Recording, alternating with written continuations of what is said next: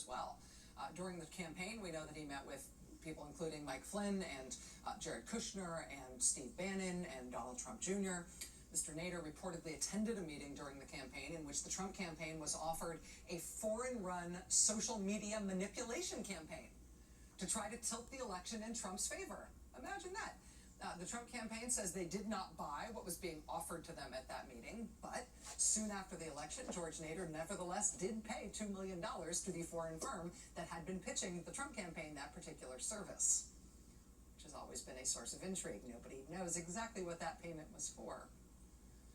Now, according to Mueller's report, George Nader was also a key intermediary between the Trump transition and the Kremlin, including arranging a meeting during the transition between a Kremlin-connected Russian banker and Eric Prince as a representative of the Trump transition. That meeting, set up by Nader, was reportedly intended to establish a secret back channel for communications between the new administration and Vladimir Putin's office. But now George Nader is in custody and awaiting trial on child pornography charges. The judge in his case in Virginia today ordered that Nader could not be released.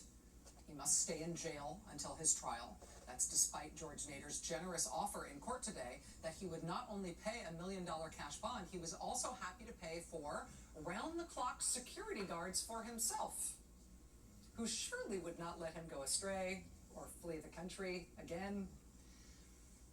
Prosecutors told the judge today that in addition to the child pornography Mr. Nader allegedly had on his phones, he also had direct phone numbers on his phones for the ruling princes of both the United Arab Emirates and Saudi Arabia. So yeah, even apart from the seriousness of the charge he's facing, the charge he's facing requires a 15-year minimum federal prison sentence if he is convicted, a minimum sentence. I mean, separate and apart from the seriousness of the charge that he's facing, when this arrest warrant was pending for over a year while he was overseas, right? And he's got the phone numbers of the rulers of 2 rich Middle Eastern countries on his personal phones. That is the kind of thing that makes it hard to convince a judge that you're going to stick around for your trial.